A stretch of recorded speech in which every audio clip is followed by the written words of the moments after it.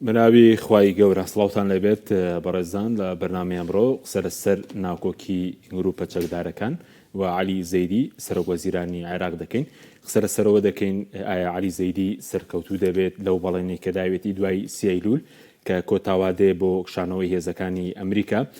چەک لە دەستی گروپە چەکدارەکان دەربێنێت، ئایا سەرکەوتوو دەبێت یاخود قسە لەسەرەوە دەکرێت لە ماوەی چەند ڕۆژی ڕابردوو جۆرێک لە نەرمیە لەلایەن شیعەکان و علی زەیدیش باز دەکەن بە ڕێگەی دیبلۆماسی کێشەی گروپە چەکدارەکان بۆ بە ڕێگەی گفتوگۆ چارەسەر بکرێت و ئایا قسە لەسەرەوەش دەکەین بۆ چەندێک لەو گروپانە ڕاستکردنی چەکەکانیان دەبەستنەوە بەوەی کە ئەمریکا بە تەواوەتی بکشێتەوە لە عێراق، تورکیا لە عێراق و لە هەرێم نەمێنێ و پێشمەرگەش دەبەستنەوە بە چەکەکانی خۆیانەوە. قسە لەسەر دۆخی عێراقیش دەکەین داهاتووی کابینەکەی علی زەیدی دۆخی ئابووری عێراق. ئەم پرسان لەگەڵ بەڕێز لاوان عوسمان شارەزای کاروباری عێراق قسەی لەسەر دەکەین. کاک لاوان بەخێر بێت، سوپاسیان بەدەبوون زۆر سوپاس دەکەین. ئەگەر سەرەتا لە بەرنامەکەی علی زەیدی و دەست پێ بکەین. علی زەیدی زیاتر بەرنامەکەی ئابووری بوو، بەڵام بۆچی ئێستا زیاتر ئامانجەکەی بۆ تەپرسی یەکلاکردنەوەی چەک لە دەستی دەوڵەتدا و چەند گروپێکیش بڵێن ڕەتیان کردوێتەوە؟ ئەم دۆخە بەکوێ دەگا بەتایبەت دوای سێ ئەیلول کە دواوادەیە بۆ کشانەوەی هێزەکانی ئەمریکا هەم لە عێراق هەم لە هەرێمی کوردستانیش؟ سەرەتا سڵاو کاک حەکیم، سڵاو لە جەناب و سڵاو لە بینەرانی پەیام.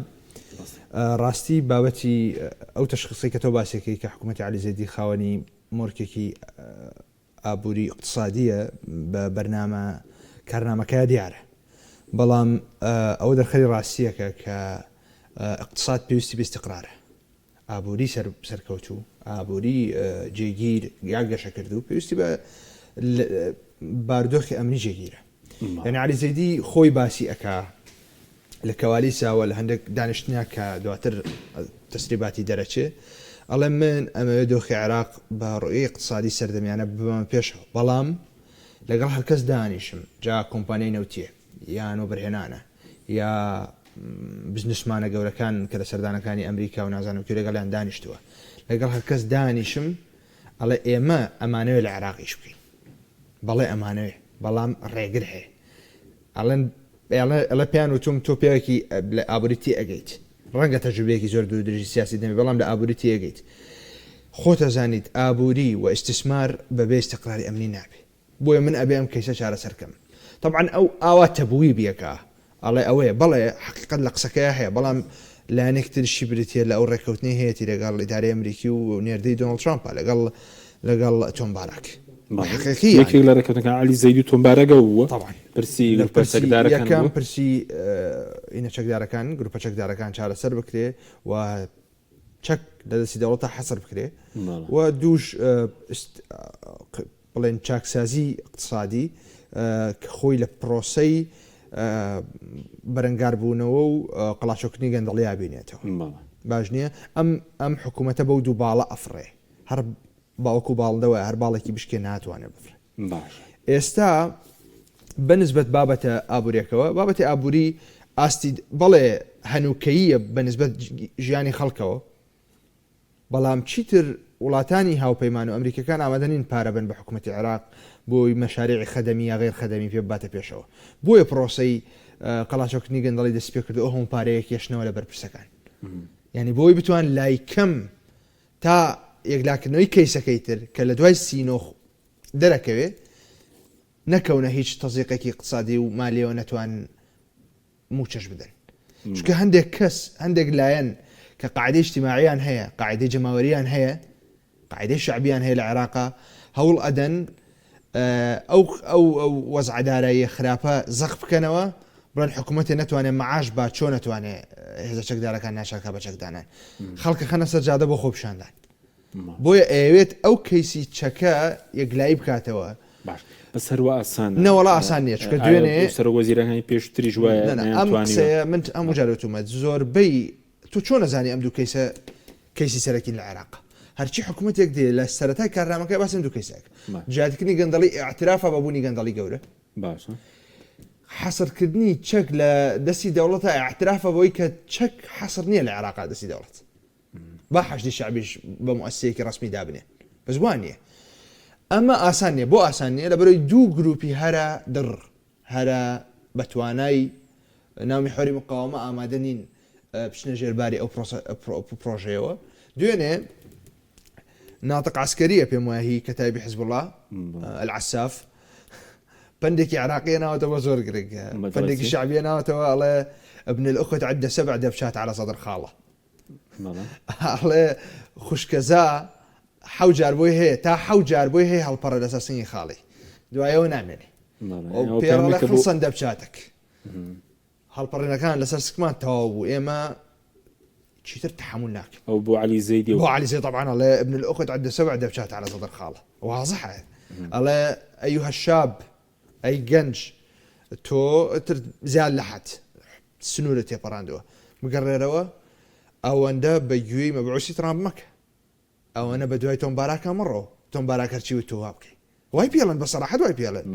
يعني من أقصي كمني كم كاك حكيم تهمني أبو علي زيدي وإخوان لا أنا شيء كان الله إمام متمانة من بيابي باشنيها توبي أو أبكي توبي أو أندا بدوي أو موضوعنا الرأي إما مرجمان بو تشكدانان دوقسه يكم لا نشأ كان واضح أو دو جروبا بتابتي باشا أواني تر أنوت أجر بتعبيري أوان طبعا على الاحتلال أجر إذا كان أمريكا هو بمعنى النمينة إما تشكداني أماني ترى لنا سلاحنا يسلم للإمام المهدي تشك مان تسليمي أي مهديك مش كده مقاومة بس يستأوي كزيادة رتي كدوتهم حزب الله نقول نجبوا طبعا سيد الشهداء أو الطراديك حزب الله دوخته حزب الله أبو حسين حميداوي آمادني تشكدابني لقل نجبا أكرم الكعبي دوينه مسؤول استطلاع يعني لبغا مسؤول تشاوديريان لبغا جيراوه بلن الناصرية جيراوه هزكي هوال قديد لقل مكافح حراب شونه تسري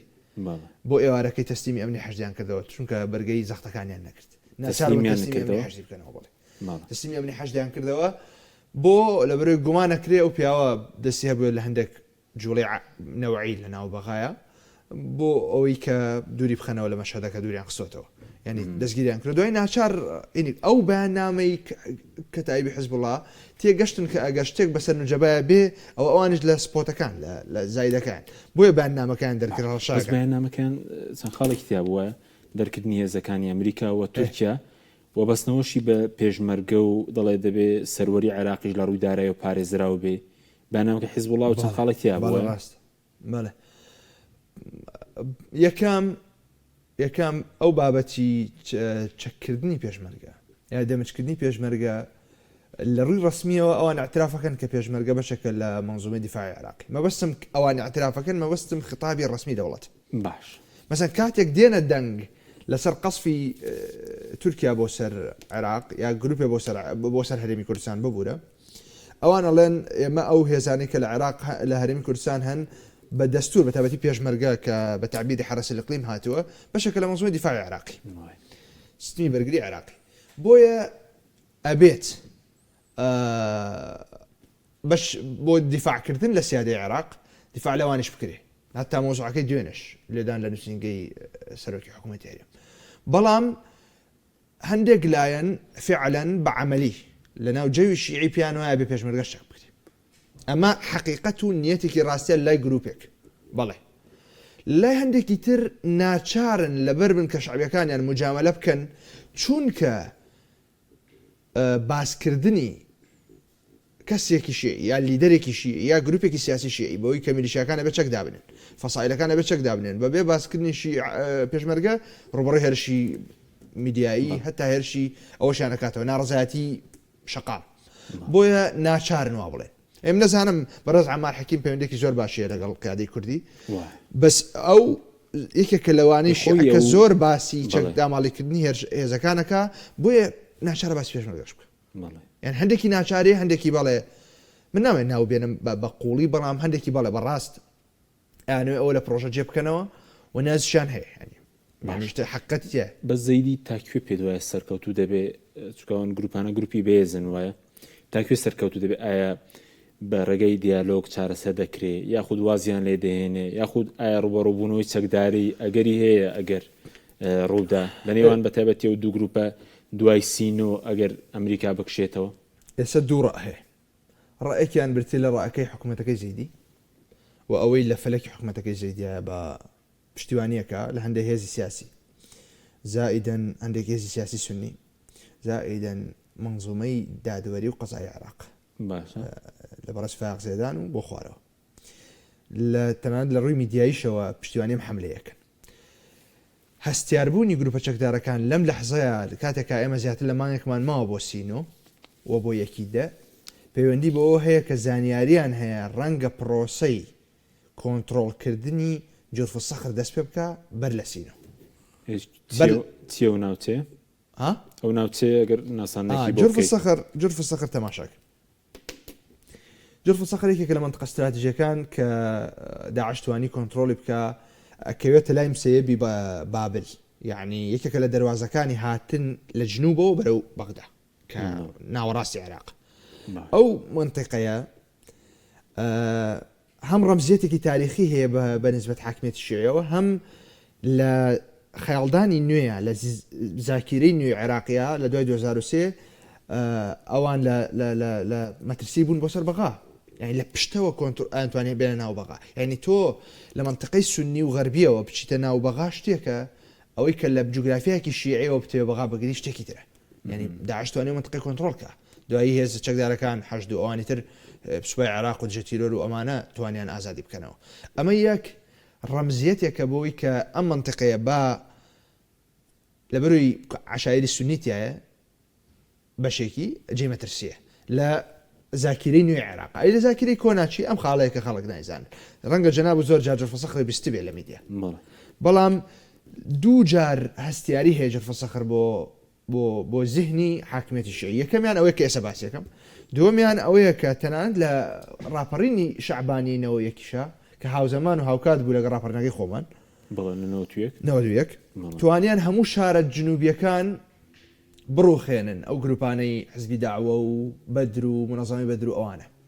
توانیان هەموو شارەکان لە دەستی ڕژێم دەرکەن کە هاتنە جورف سەخر لە جورف سەخر شکان یعنی ئەگەر جورف سەخریان ببڕێ ئەتوانی بەغا بخن یان لای کەم بەشێکی بەغا بخن لە جورف سەخر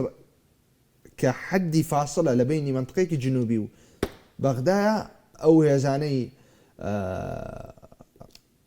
ڕاپەڕینی شیعی جەماوەری شکان کەڕانە دواوە یعنی دوو جار هەستیارە بۆ خاڵدانیشی ئێمە گرنگە بوو نازانم من لە میدیای کوردی نەبیستەوە باس کرێ بەڕاستی جاو ئەوە جورف سەخرە ینی جورف سەخر ناوچێکی هەستیارە پێم وان نییە تەنها هێزی عێراقیشی لێبێ تەنها هێزی عێراقی لێبێ پێم وانە تەنها هێزی عێراقی لێبێ مەبەستت لە ڕاوێژکاری وڵاتانی دیکەشە وەکو ئێران وڵاتانی تر دەکرێت ناوچێکی استراتیجیە بە حکمی جوگرافیاکەی و بە حکمی پاشخانە مێژوویەکەش باش بەس ئێستا بڵین هیچ جیاوازیەکە یاخود ئێستا ئەوە نوجەبە حیزبوڵا دەڵێن ئێمە چەکڕادەز ناکەین تا ئەو خاڵانەی باسییان کرد دەرکردنی ئەمریکا باسی هێزەکانی تورکیاش دەکرێت ئایا لە قۆناغی داهاتوو ئەگەری ڕوبەڕووبوونەوە هەیە لەگەڵ تورکیاش ئەو گروپانە یاخود پێشتری شەندێک هێرشە بوو لە ساڵیان ڕابردوو بۆ سەر ناوچەی باشی گوایە لەکوێ ڕۆبەڕۆ هێزەکانی تورکیا بنەوە یعنی آخر خەتی تەماسیان نییە بە درۆنوانە پێشتر بە درۆن بەڵێ بەس خەتی تەماسی ڕوبەڕوو بنەوەی بە ئامانجگرتن لە ڕێی درۆنەوە جیایە خەتی تەماسی عسکەری جیای دووشتی جیازە با ئەمە سەر بازیش نەبین بەڵام مەزانین بەس پێشتر خۆیشی درۆنیە بۆ گروپانە بۆ سەر بنکەی باشی گوایی تورکیا بۆ بنکەی باشی بەس کەم بوو ئەوە نامە بوو پەیام بوو ڕاستی پێم وایە ئەگەر ئەو پرۆسەیە کە حکوومەتەکەی زێدی سەر پێ خستووە بتوانن سەرکەوتوو بن ئەو بەعکسەوە پەیوەندەکانی لەگەڵ تورکیا بەهێزترە بێ یەکێک لە زامنە یا گەرانتیە هەرێمیەکانی سەرکەوتنی ئەم پلانە لە عێراق بریتە لە ڕۆی تورکیا یعنی ئەوە تورکیایە کە دیدار لە بینی سەری هەڕەمی یا لوتکەی هەڕەمی منزومەی قەزای عێراق کە بەڕێز فایق زێدانە لەگەڵ ئەحمەد شەرع هینەکات باشە یعنی ئەوە ئەحمەد شەرع وەزیفەی سەرەکی چیە لە منطقەکە جیاتیکردنی نفوزی ئێران لە سووریا ئەم پرۆژەیە وایە جیاتیکردنی نفوزی ئێرانە لە ناو عێراق چەکدارەکان زیاتر جیاتیکردنی ئێرانە بەڵێ ئەمانش لە ناو عێراقەوەیانە پرۆژەیەکی دوور لە نفوزی ئێرانی سەر پێ بخەن بۆی ئەم دوانە بێ نزیک بکرێنەوە یعنی قەرار بوو زەیدیش بڕوە بۆ دیمەشق قرار زەیدیش بڕوا بەڵام فاقزدان ڕۆشت باشە بەس فێغزان پێشتر ئەو سەردانانی هەبوو بڵین لە قۆناغەکانی ڕابردوو بینیمان سەردانی تورکیای کردوایە ئەم جارە سەردانی سووریای کرد سەرۆکی ئەنجومەنی باڵای دادوەری پێشتر سەردانەکانی دەکرد بە وڵاتانی پێشتر ڕاستید ئەوێ بە تعبیرە قانونیەکە ئەوانە لە سەلاحیاتی سوڵتە تەنفیزیەکانن یعنی ئەو علاقاتانەی کە دروستە بێ لەگەر هەر وڵاتێک جا پەیوەندی هەبێ یا تازە دروست بکرێ لە سەلاحیاتی هەردوو وەزارەتی خارجیەیە ئەگەر بابەتەکە دیبلۆماسی بێ و داخلیە یا ئەجیزەی ئەمنی ئەگەر بابەتەکە ئەمنی بێ بەڵام دیار بابەتەکە گەورەترە بۆیە فاغزیان ڕۆشتووە باشە بەس وەکو بڵین دەگاتە ڕوبەڕووبوونەوەی عەلی زەیدی و گروپە چەکدارەکان ینی شەڕ دروست بێ دەگاتەوە قۆناغەیە بە ڕێگەی دیبلۆماسیە پێم وتی دوو ڕاهەیە ڕائێکیانەوەیە کە بەڵێ ڕوبەڕووبوونەوە زەیدیەوە تەکی دەکاتەوە کە بێ من ئەوە بکەم تا ئێستا کە ئەمڕۆ هەژدەوانە بەڵێ تقریبا تۆ بڵێ 42 ڕۆژێکی ماوە تا ئێستا تا ئەم لەحزەیە بەرنامەیە هەیە ڕائێکی تر لەناو ئێتارایانەوە قەناعەتی پێ بکەن کە ئەو مدەیە درێژ بکرێتەوە بۆی بواری گفتوگۆ بڕەخسێ دانیشن قیاداتی شیعی من ضمن إطار تنسيقي وزيدي خوشي أم دو جروبا بقصة بقفتوجو بحوار رازي بكن بوينا قاعدة شنك هالخليسكان بهالخليسكاني أم حكومته وربربونوي الشيعي بالرأي أوان شتري ليكرتو بويا بخوان باريس دوا بلكو عندك قيادي إطار لين بلكو قناعت كان تشك دابنين يعني بجولك تسمي دولتي بكنوا عندك ترى على نخير كي الله يم بشتواني كردني إما بو زيدي مصلحتي إما ومصلحتي دعاتي وعلاقتي شو كإما دنگمان بزيدي دا وبلام زيدي لإطار تنسيقي خلق قري فرماني دزگي كردن دركابويان وهروها لميديا كان يشيوه تشخيصيان كردوه كبشخصي هرشكات سلي دركان إطار قفتوقو كان يعني لدانشتەکانی إطار گفتوگۆی گرژن گفتوگۆی ئاساینین علی زەیدی و سەرکردەکانی چوارچێوەمانگی طبعا ئەبوو ئالای وەلایی مەسەلەن هەڕەشەکە بەزەوەیەکی کە لە سەرکردەکانی چوارچێوەی هەماهەنگی بەڵێ خۆی شتێکی جاری ڕاست کردووە ڕادەستی سەید و شوهەدا سەید شوهەدا ڕادەستی نەکردەوە ئەڵێ پێی وتوێتی من لەبەرەوە برادرانە قسە ناکەم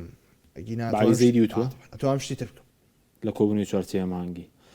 لە کۆبوونەوەی چوارچێوەی هەماهەنگی نازانم یەکێک لەو کەسانش کە لە ئەمریکاش خوارداوە کرابوو نازانم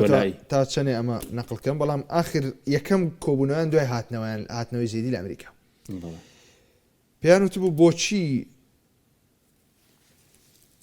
بۆچی ئەمری گرتنت بۆ ئەحمەد الئەسەدی دەرکردو لە کاتێکا کوتلەکەی ئەحمەد الئەسەدی دەنگیان بە تۆدا و بە شەکری ئیطاری تەنسیقی توتی ناوەیشی من نییە ئەویشی قەزایی بووە ئەسڵەن ئەو شوێنانەی چوونەتە سەریان دوای زانیمانە هی ئەحمەد الئەسەدی ئێمە ئخباریەکمان بۆ هاتووە ئاگادارکردنەوەکمان بۆ هاتووە چوونەتە سەری بەڵام دوای بۆمان دەرکەوتەوە هی زەیدیە هی ئەسەدیە باشە وتیان ئەو قسانە زۆرمان بیستووە ینی قەناعەتنا ینی پێ دوانە بێمە باوەڕ بۆ قسانەکەین دوای وتوتی آخر خۆ من وەستم تێکدانی یەکڕێزی ئیطار نییە گینا خەڵکی تریش هەیە لە ئیطارە ئێستا دانیشتووە مەلەفی ملایە ئەتوانم بیجوڵێنم حیدەر العبادی پێ وتوتی ئەگەر وایە خۆ ئەحمەد الئەسەدیش ئیطار بوو بۆ فەرمانیگرتن بۆ دەرەکەی بۆ ئەمی دەرناکەی بۆ جیاکاریەکەیت لەم کاتەیە کە حەسر بۆ ئەوانە حەجی ئەبوو ئیسرا پێ وتوتی ئەبوو زەید پێڵێن ئەبوو زەید بەزەیدی وتی ئەبوو زەید إيش قد مسموح لنا نبقي كاش ببيوتنا حتى ما نعتبر فاسدين كان الرقمان في يدن كاشنا ما كان ما نبي انه بي فاسد ما نزان مالكي واي بيوتي وتجي اخر كل لوانين لنا كاو نزهبا بسر معنا بلا يوش قندل تبي شنو حاجه الظاهر عندك فلوس تيوادي على حاجه بارت زوره تشيت هي بما ولا باب زين شو تي والله ما عندي بس دني اللي انت تشندز لي اياهن قبل والله مني ما بس هر انا كبيشل خود بوت ناردم كاتي ام پیاوی کار بووە بڵێن بزنسمان بووە سەفقاتش لە بینیانە هەبووە بە ناڕاستەوە خۆی عین تۆش گەندەڵی مالی زەیدی وتووە وتێتەوە هەر ئەوەم هەیە کاش کە تۆ بۆ ناردمەگەنم پارەم باش بەس جیاوازی دەکرێت لە نێوان بۆ زیاتر عەلی زەیدی کێشەی لەگەڵ نوجەباوە حیزب الله هەیە تا ئێستا ئەو کێشەی شەخسی نییە مەسەلەکە بۆ چەک وایە خۆی دەنە 238,000 چەکداری حەشت هەیە یعنی هەر کەسێک لە چوارچێوی حەشتدا بێ کێشەی لەگەڵی نییە ئەمریکەکانیش کێشیان نییە ئەو شار زێباریش دەگوەکو ئێمە وەکو کورد كحكم حشد جیاوازی دەکەین ناو گروپی چەکدار و حەشت هەموو ئەو گروپە چەکدارانەی کە ناسراون ناویانە هەیە بە دوو جۆر دەرەکەون. جۆرێکیان ناسنامە ڕسمیەکانە کە بریتە لە بوونی لیوا بە ناویانەوە لە حەشدی شعبی لە دەستەی حەشدی شعبی هەیئەت الحەشد شعبی. لیواکانی سەر بە کەتائیب هەیە، لیواکانی سەر بە نوجەبا هەیە، لیواکانی سەر بە عەسائب هەیە تا کۆتایی. ئەمە وجودێکی ڕسمی دانپێنرا و پارەکە دەوڵەت وەرەگرن. وجودێکی ناڕسمیان هەیە کە خەڵک ناوی ناوە ئەلفەسائل یا ئەلمیلیشیات. ئەمەیان بە ڕۆژ حەشدن بە شەو نا. بە ڕۆژ حەشدن بە شەو فەسائل. ئەوە جیاوازەکەی یعنی چۆن فەسائل هەیە تۆ ناوێنەی نوجەبای حەشدیش هەیە، کەتایبی حەشدیش هەیە لەناو حەشد لە دەروێ حەشدیش هەیە. باشە بەس ئێستایەکی وەکو قەیس خزعەلی خۆیان گونجاندووە ئەوە هادی عامریە پێ دوایە تەکتیکێک بێ خۆ دەمەن هەر دەستبەرداری خەباتی مەسەلەی چەک ببن ئەوە چۆنە بۆ خۆناغا سەریکە هەندێک گۆڕانکاری لە بیرکردنەوەیان ڕوویداوە بە تایبەتی کە زڕوفی لوبنان و سووریا و ئەمانیان بینی. باشە هەندێکیان گەشتنەوە قەناعەتە کە چەک ئەوە ناهێنێ هەموو ئەزمونەکەی بکەی بە قوربان. ئێمە مادەم ئەمریکا مەجای هەیە تا ئێستاش تەفاهممان لەگەڵا بکە وەکو حاکمی سیاسی تعاملمان لەگەڵا بکە قەیچێکە یعنی خۆ ئەم چەکە چییە ینی هەندێکی گەشتەوە قەناعەتە خۆی تێکەڵبوون بە سیاست و بزنس و پارەپایکردن و استثمار هەندێک شت لە بیر ئینسان نەباتەوە بەرژەوەندی بۆ دروست دەبێت بەرژەوەندی بۆ دروست دەبێت یعنی پیان وایە نە عێراق پێویستی بە مەرحەلەیەکی تازەیە پێویست بەم سەرکێشی و ڕیسک و مغامرەیە ناکە باش شتێکی تر بکەین هەندێکتر نا بابە ئێستا پێم وتی ناوە بەس تەسلیمی ئاوی مەهدیەکرێ. باش بەس عەلی زەیدی باس لەوە دەکرێن دێک سەر چاو باز دەکەن دەڵێن وتوێتی پەشیمانم ڕەنگە هەوڵی تیرۆرکردنی هەبێ لە فشاری زۆر لێسەر خۆی عەلی زەیدی طبیعیە فشار تۆ یاری ناکەی ینی بابەتێکی زۆر جددیە کە عەلی زەیدی دەسیاوەتێ هەم لە لایانی اقتصادێک طبعا ئەزانی چی من خۆشخەیاڵ نیم بەڕاستی بە هیچیان من حيث المبدأ وەکو دروشم شتی باشن ئەگەر تطبیقش بکرێن بە باشی هەشتی باشن بەڵام من ئەزانم کە بە سیاسی کراوە بابەتەکە هەڵاوێردکردنی تایە کاکاکی تەمیزی تایە باشە مەسەلەن ئەو هەرتەن ئەوانی کە گیراون هەر ئەوان فاسد نین خەڵکی تریش فاسدە ئەوانی کە گیراون عەدنان الجومەیلی و گیراوەکانی تر هەر تەنها اعترافیان لەسەر ئەوان نەکردووە لەسەر خەڵکی تریشیان کردو ئەو خەڵکی تر بۆ ناگیری جیاوازی دەکرێت ئێتار ئەوە ئەڵێ بە زەیدی ئەڵێ بۆ جیاوازیەکەی ناوی فلان و فلان و فلانی تایە ئەوانە بۆ کەس پێنەوتون سەری چاودان برۆی باش بەس وەکو کابینەکەی ئەگەر زۆر بڕوا عەلی زەیدی کابینەکەی کێشەی بۆ دروست دەبێت لە پەرلەمان بێ تا ئێستا بڵێن تەنها چواردە وەزیریش متمانەیە پێدرا وەزیرەکانی تر متمانەیە پێدرا وەزارەتی بەرگری و ناوخۆ هەر تاکو ئێستا یەکلا نەکراونەتەوە یەکلا کرێتەوە بەس ئەم بابەتە گەرمە بابەتی جرف سەخر گەرمە بابەتی جرف سەخر گەرمە بابەتی هەڕەشەکان بۆ سەرۆکی ئەنجومەنی باڵای دادوەری گەرمە چکە خۆ هەڕەشی کێ بۆ بۆ فایغزیران گروپە چەکدارەکان بۆ ئەو بۆ سەرۆکی حکوومەتیش بە سەرۆکی حکوومەت کەمتر زیاد تەرکیزەکە لەسەر ئەوە باسەکە توتماشاکە ئەم بابەتە هاوزەمانن لەگەڵ هەڕەشەکردن لە سەرۆکی حکوومەت ماوەی پێشەستا دواتر هەڵەشەکردن و کەشفکردنی زانیاری استخباری لەسەر بوونی پلانێک دژ بە سەرۆکی ئەنجومەنی باڵای دادوەری زائیدەن لە ماوەی کەمتر لە 4 ساعتا لێدان لە نووسینگەی سەرۆکی حکوومەتی هەرێم پەیوەندیان بێکەوەی چۆن مەوەس دیارە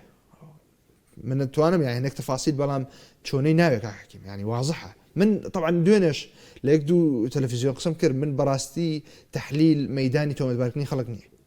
تەحلیل مەیدانی هەڵوەشانەوە و دۆزینەوەی تەفسیرە بۆ لۆغزەکان تەحلیل باسەکەم بەڵام خۆ تەحلیل بە زانیاری ناکرێت ئەو تەقریرەی کە ئەکسیۆسی ئەمریکی باس لە نێوەنگیری سەرۆکی هەرێمی کوردستان نەشیڤان بارزانیەکە لە نێوان ئەمریکەکان و ئێرانیەکان حقەتی تایە باشە ئەوە لە ڕەهەندێکیا وەڵامە بۆ بابەتە پێم وایە ئێرانەکان بێزار بوون یان وەڕەز بوون لەو بابەتە و پێشیان ناخۆش بووە چونکە پیان وایە ئەوە بەمانای ئەوە دێ ئەوان لە ناوخوا یەک دەست و یەک ڕیزنی یعنی چی ئێمە وەفد بنێرین لە کاتێکە وا لەسەرمان بڵاو بکرێتەوە کە ئێمە ئەو وەفدە هیچ بڕیارێکی بەدەست نییە بێ لە کۆتای بگەڕێنەوە بۆ حرس با حەقیقەتیشی تیابێ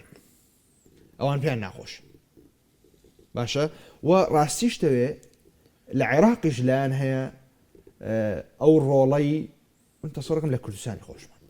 ئەو ڕۆڵەی سەرۆکی هەرێمیان پێخۆش نییە لە کاتێکە ئەگەر بە حقیقەت بیڵێن وەکو دوو هاوڵاتی لە عێراق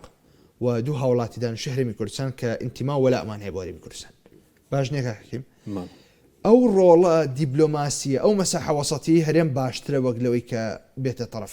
لەلایەک ئێمە زانین ئەگەر بین بە تەرەف بۆ لایەنی غەربیچیمان بەسەرێت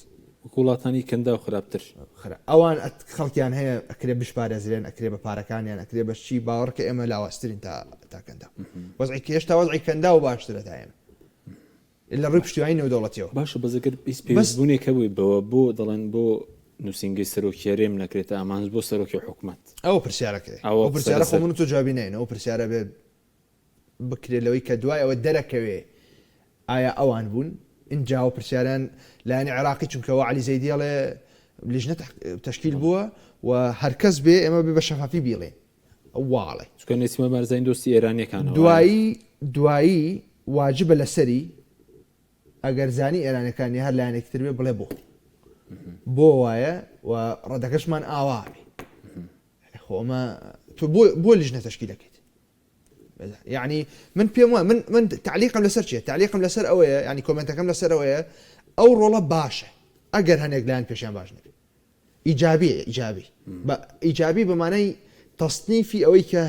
سوودی هەیە یان چێ نەک لە لانی مەدەح باش نییە پێم وایە هەرێمی کوردستان تا ئێستا مۆقیفی ڕەسمیەکەی باش بۆ کاکەکی ئەگەر دیقەت بی لە هەموو ئاستەکان مۆقیفی ڕەسمی هەرێمی کوردستان وەکو قەوارە باش بوو ئەم جارش ئەو بابەتە حقیقەتی تایە وەکو هەنگاوێکی دیبلۆماسی خراپ نییە باشە بەڵام هەندێک لایەن قبوڵی ناکەن هەندێک لایەن پێیان هەزم ناکە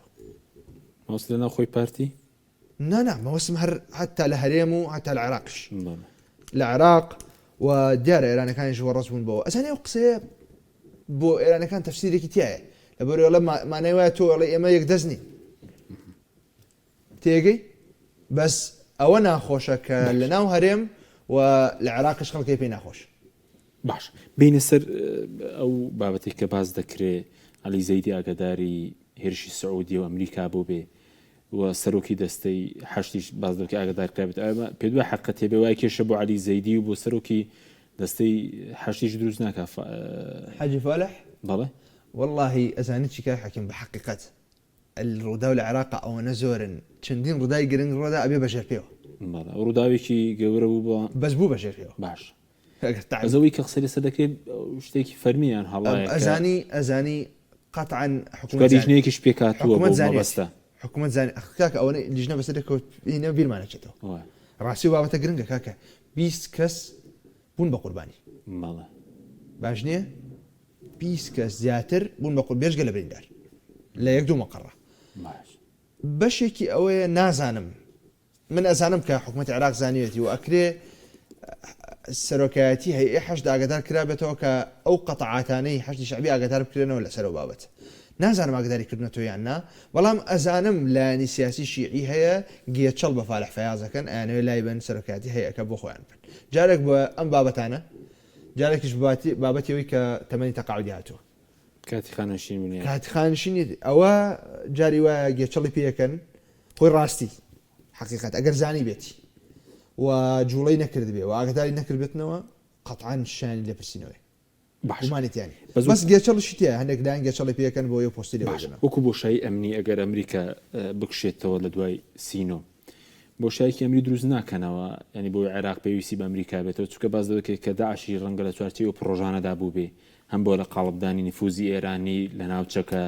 و هەم بۆش کە خۆیان بێنەوە ناوچەکە واللهی ئەزان چی مشکل یاخودمەسن بۆشای ئەمنی دروست بێتەوە داعش پەرە بستێنێ گروپی تر مشکلەی بوونی نەبوونی مشکلی بوونی ئەمریکا لە عێراق برتیە لە بیان و بۆ ئەو گروپانە بۆی چەکیان هەبێ لەسەر ئەنجامە ئەگەر چەکدانەنێن استثمارات و بژانەوەی ئابووری ڕوونادا و حڕەشەکەی ئەمریکانیش گەورەیە کە شحنەی دۆلارەوە سێنن نیان دۆلار بگات عێراق بەڵام پێ دوێ ئێستا جێبەجێکە بە تایبەتی کە پێویستیان بە بازاری نێوتی عێراق لەم قۆناغا بازار نێوتی عێراق سەلاوات بازاری نێوتی عێراق ئێستا 2 ملیۆن بەرمیل بۆ بازاری جیهانی لەم قۆناغا زۆر بازاری نێوتی عێراق خراپە ئێستا مەبەستم ئەوەی لە چاو قیاسی خۆیان خراپە گینازانم ئەوەنداڕ یەکەم ئەم بابەتە مەترسی گەورەیە شیعەکان مراجعەیەکی حەقیقیەکەن لە ناوخۆیانە هەر بەڕاستەگەر ئەمریکانی $10 بێ چی ئەبێ یعنی ئەمە پرسیارە دوو ئەی ئەمە بوونی کێشەیە لەم ڕۆوە کە ئەوان ئامادەنین چەکدانن ینی بیانوویەکیان هەیە چەکدانن کە چەکیاندانە ئەم مەترسیە هەیە و مەترسی ئەوەش کە گەشەی ئابووری بۆسێ دواتر موازنە دەرناچێت دوایی موچە نادرێت هەزوو کێشێ دوایی کە موچە نەدرا با 2 مانگ لە عێراق موچە نەدرێ بزانە چۆن شەقام ئەخرۆشی ئەی ئەگەر بچنە دەرەوە کێشە چیە ئەو بابەت هەیە کە تۆ باسی ئایا هێزەکان چ هێزی ینی حەشدی شعبی هێزەکانی تر بێت چ هێزی نظامی پێشتر بێ تا چە نەتوان ئەو کلێنانەی کە لە منزومی ئەمنی عێراقیە پڕیکەنەوە چونکە تۆجارش تارمایی شەڕ ناوچەکەی جێنێشتووە تارمایی شەڕ ناوچەکەی جێنێشتووە مەسەلەن کۆتا لێدانەکان لە هەولێر کاریگەری زیاتر بوو لە بەرەوەی بەشێک لە ستمی بەرگری گواسترایە وە کۆیت لە چەناسی ڕابردووە ئەمە خاڵەکە ئەم بەنسبەت ئێمە لە هەرێمی کوردستان ئەوە سەفارەی ئەمریکا مەسەلەن کشایەوە جاری وایە نایەتەوە ئەوانە کێشەی دیبلۆماسی لە بینی حکوومەتەکە و لە بینی ئیدارەی ئەمریکی دروستە لە دووبارە ئەمە سلبیاتی بوونی ئەمریکا لەگەڵ نەبوونی پێم وایە ئەو ئیتفاقیەی کە پێوترە ئیتفاقی چوارچێوەی استراتیژی ساڵی 2010 حکوومەتەکەی مالیکی حکوومەتی پێم وایە یەکەمی مالیکیە بەڵێ 2010 کە ئیمزایان کردووە ئەبێ مراجعەیەک بکرێەوە لەسەری بۆست دووبارە بۆی دووبارە ڕسمی علاقەی خۆیان لەگەڵ ویلایەتە یەکگرتووەکان بکەن باش بابەتێکی تر هەبووش بازۆکێ لەو ڕۆژان سەرۆکی پەرلەمانی ئێران بێتە عێراق پێدو ئیزدیارە بۆ چی بۆ پرسی گروپە چەکدارەکانە بۆ پرسی نەوتی عێراق و هەناردەی لە ڕێی هورموزە بەڕاستی لەبەر ئەوەی سەردانەکە یەکلایی نەبووتەوە هاتنی یەکلایی نەبووتەوە بەڕسمی زانیاری زۆر نییە زانیاری هەیە لە بابەتی گروپە چەکدارەکانە کەسێکی تر هاتووە هەفتەی پێشوو کەسێکی تر هاتووە قانی لە بەغدا بووە و فەرماندەی فەیلەقی قودس حەجی قانی لە بەغدا بووە بۆ گروپانی وتۆ کە نابێت چەکدا بنێن پێیوتون لە جاری یەکەمی هاتنیا لە دوای دەست بەکاربوونی زەیدی تعاملی زەیدی لەگەڵی خراپ بووە باشە پێی تۆتی لەمو دوابێوەکو هەر بەرپرسێکی تری وڵاتانی تر بە جواز و بە ختم و بە مۆر بیتە ژوورەوە چونکە بە تعاملی دەوڵەت بۆ دەوڵەت بێ چۆتە دەرەوە شۆک بۆ توتی ئەم قسەیە من تایسن شتیوە نەبیست قسەی تازێ لە جاری دووەمە چواردەوری زەیدی بۆ بەرزکردنەوە گەورەترکردنی هەڵا ئیعلامیەکەی چواردەوری زەیدی ئەیانەوە بە خەڵک بڵێن کە نەیبینیوە بەڵام بینیوەتی و ئەم جارە قسەکانی قسەی کردووە ئەم جا قسەکانی نەرمتر بووە زەیدی ئەم جارە قسەکانی لە جاری دووەمە قسەکانی نەرمتر بووە قسەکانی نەرمتر بووە وەسم بە قسە علی زەیدی کردو بە شێوەیەکی ئەوە بێ نازان ناوای دەخوێنێتەوە پێگەی ئەو نازان بەڕاستی نازانم چۆن هاتووە بەزانام دوو جار هاتووە لەوەتی کە زەیدی هین بووە ئەو توتی چەکدامەنێن داوا بکەن 2 ساڵ مۆڵەتان بنێ مەڵێن چەکدانێن بڵێن ئێمە هەڵی ئەپەسێرین بەکارهێنانی چەک تەجمیدیەکەن ئێوە قسەیە ئەمریکان لی تێگەیشتون ینی کتا ئیدارەکەی تڕاشتەوە بەس پێدووە لە مەودووە عێراق بۆ پرسی ئابوووریەکەشی ئێستا علی زەیدی بۆ موچە لە بەردەم قەیراندا پێویستی بە قەرزە و ڕێکەوتنێکی شکلی بوو لەگەڵ تورکیا بۆ پرسیان ناردەینەوە 2 میلیۆن بەرمیلەوەتەکە ملیۆنێک 50 قۆناغی یەکەم دوای بە میلیۆنێک ئایا ئێرانیەکان پێ دوای ڕەچاوی دۆخی عێراق بکەن لە هورموزەوە یاخود تورکیاش ناوێتە بەدیل بۆ عێراق چونکە بۆرێکە کەمە سەری کە عێراق بەدیلی هەبوو لە ئوردنەوە بەدیلی هەبوو لە سووریاوە بەدیلیشی لە تورکیاوە بەس حەجمی هیچیان ینی هەناردەی هیچیان ناگاتە حەجمی بەسڕە و هەرموز چووکە لە سەدانەوەتی لە بەسڕاو پێشتر لە هەرموزەوە هەناردەکە ناگا و ئەگەر بشتێ احتیمادی بکەی وەکو ئالتەرناتیڤ کاتە دەوێ خۆ خەتی بانیاز هەیە قەتی عقبە هەیە قەتی تورکیا هەیە بەڵام پێویستیان کۆنیشن پارەیەکی زۆر و کاتی دەوێت بۆ کات و بۆ نۆژانکردنەوە بۆ سەرپێخستن یانی بۆیە ئەگەر بەرنامە دابنێ دیارە بێ پێی وابێ زۆر درێژە خایانێ زۆر ئەمێنێتەوە تا ئەم بەرنامانە جێبەجێ بکە خواوە بە ساڵێک 2 ساڵ و 3 ساڵی جێبەجێ ناکرێت وەسم بەدیلەکەی ئێستا بۆ نەدۆزراوەتەوە هەر بەدیلەکەی تەنها نەزەریە بەڵێ لە ئیتاری نەزەریایە تێگەی نەچۆتە بواری جێبەجێکردنەوە کاتی ئەوێ کاتیش چییە گەورەترین ئیمتیحانی هەیە دوای سینۆ گەورەترین ئیمتیحانی تا ئێستا ئەو میدتێرمە ئەو ئیمتیحانە بچووکەی کە کردی ئەم امتحانە بچووکەی کە کردی لە بابەتی سیادەیە بریتی بوو لە ڕووداوەکەی دوێنێ بزانین چۆن لی دەرەچێت مامۆستا علی زەیدیە ئەگەر ئەم پرۆڤەیەکە بۆ سینۆش بەرپرسێکی نوجەبای دەستگیر کردبوو تەسلیمی ئەمنی حەجزی کردەوە لی دەرنەچوو لە تاقیکردنەوەکە ئەبەوە دەرنەچوە نازانم دوای چیەکە ئەبێ نەتیجەی لیژنەکەش ببینین تا حەکیم بازڵ نەکەین لە باشە بەزۆکو بڵین هەوڵی علی زەیدی هەبوو پەیوەندیەکانی لەگەڵ پەیوەندی هەرێمایەتەکانی ئەوە لەگەڵ تورکیا لەگەڵ سعودیە لی تێک چوو دەتوانێت پەیوەندیەکانی عێراق ئاسایی کە تۆ یاخود باسی ڕێگەی گەشە پێدانیش بۆ علی زەیدی ئایا پێی جێبەجێ دەکرێت لە تورکیا زۆر باسی کرد بەس هەمویان باوەڕکە هەمویان پرۆژەی هەڵپەسێررا و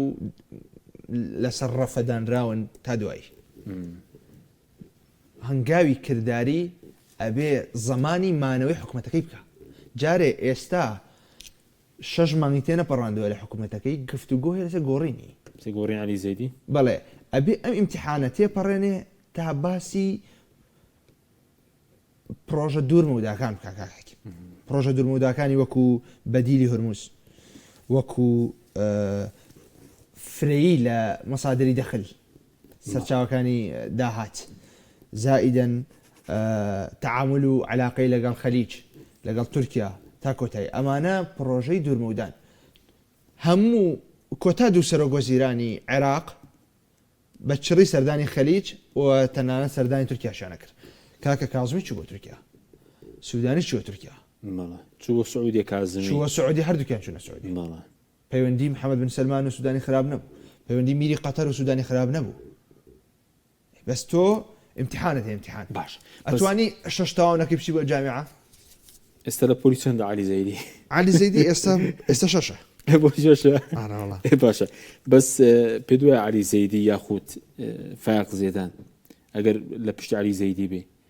نێتەکان وا بێ ڕۆڵی ئێران لە عێراق لاوازکەن یاخود شتێکی ترە یاخود ئەو ڕۆڵیان ئایا بۆ جێبەجێ دەکرێت کە ئێران بڵێ قوڵایەکی مەذهبی کۆمەڵایەتی چەکداری لە عێراقەیە ئەزانی کاک حەکیم ڕۆڵ و کاریگەری ئێران لە عێراق بابەتی کێتنا سیاسی نییە باشە قوڵاییەکی مێژووی قوڵاییەکی کەلتوری قوڵایەکی کۆمەڵایەتیە و هەموو ئەمانە پێکێنەری قوڵایەکەی ترن کە سەرەکیە برتێ لە قوڵایی دینی باشە قوڵایی دینی ئێران و کاریگەری کولتوری ئێران لەسەر کۆمەڵگەی باشووری عێراق ناوچەشیەکان لە ماوەی ڕابردووە زۆر بەوازحی لە ڕووداوێکە دەرکەوت چی بوو؟ ماتەمینی ڕابەری باڵای پێشووی ئێران لە نەجەف کەربەلا مەلاینی خەڵک بە ملیۆنان خەڵک ئامادە بوون ئەم بابەتە ڕیشی لە کۆمەڵگایە داڕشتووە هەتا ئەگەر لە ڕووی سیاسیەوە و لە ڕووی تەوازوناتەوە ئەم پرۆسەیە سەر بگرێ دش بە ئێران کاتی ئەوێ تا لە ڕووی کۆمەڵایەتیەوە معالەجە بکرێ و کێش ئەڵێ معالەجەکردنی بەهێز باشە بۆ عێراق ڕیشەیە تێکەڵ بووە کی ئەڵێ باشە معالەجەکردنی بەهێز لەوانەیە ئەگەر دکتۆرێک نەشتەرێکی بەدەستەوە بێ دەستی خوار بگرێت چی ڕۆدا خوێنبەربوون ئەمە نەشتەرێکە بەدەستی ئەگەر دەستی خوار بگرێت خوێنبەربوونی کۆمەڵایەتی ڕۆدا نەزیفی کۆمەڵایەتی ڕۆدا کە بەرێکەوتنە باش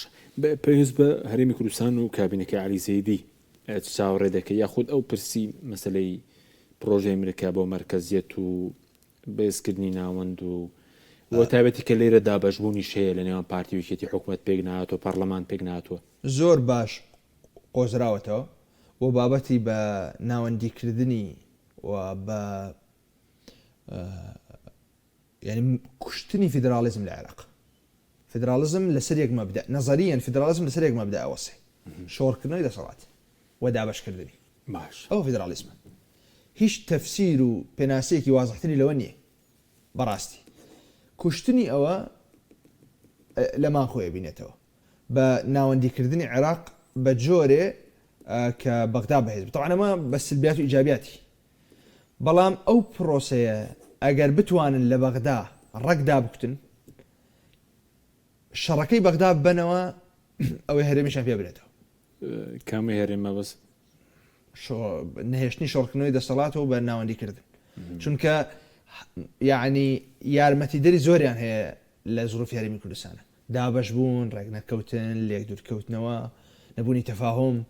ويستي هندق لاني سياسي لا كردستان كبرو أرستي أرون طبعا من توصيفك من كست تومد بارناك والله مهي ويشتكي واحد ويستي يارمتي درا بو سركوتني بروجكت او بروجي علي زيدي بس ابي يا ركيب غاب بنو شطرنجه يا ركيب غام بردوتوان ما وصل دوي سازك كيشي جروب تشكدار كان انجا زياده او كاتيك اقرارك لحكومتها مينته تو يتريد مترسيك لسر مانو نماني نامنه لو ياريا اگر بنسبيش بالنسبه زياتر سركوي خلق وجروب تشكدار كان بو اندركوي كم حكومته وحكومته كان يتر خاوني اراديك سياسي لاوازنيه او كاتا توان بيركنا ولا شتيتر باش وكدوا بسيرم او هيرشي سعودي وامريكا هابو بلام جروب كانش والله من ندانوي والله مي سعوديه جور او شوا قفتويكي زور وتلفونيكي زور لنوان زيدي ولا انا كان يتر هبوه بويا حجي عامري هات سرقت داولي كردنك هادي عامري داولي او نبو فيديو كان لازم بلاو بيو فيديو كي بلاو بيو على فيديو كي بلاو تو على دعواتان ليكم دعواتان ليكم ك هلا شيئا نوين دعواتان ليكم ك نما خانه برمترسي كاردانا وكان وجاري دان بخوت انا بقى ديارشتي بيستوا راز بوتان سعوديه وتي قربوا عندك كينو نازان بس زعلم كجواب يعني ايو اقل دس يام كرداتو والله مش سعوديه كان نجحت او لو ترسابو بيا ابوي دخلك جناب شواري شوبو ما اسمه علي سدانا كش تيك شو علي زيدي طبعا تيك عنده بس نانس بشي باش سپاس دکین که لاون عثمان شهرزاد کاروباری فرمان سپاس یام دبون دکین سپاس بوی بینرانی برای سپاس با کارن خواهد نگال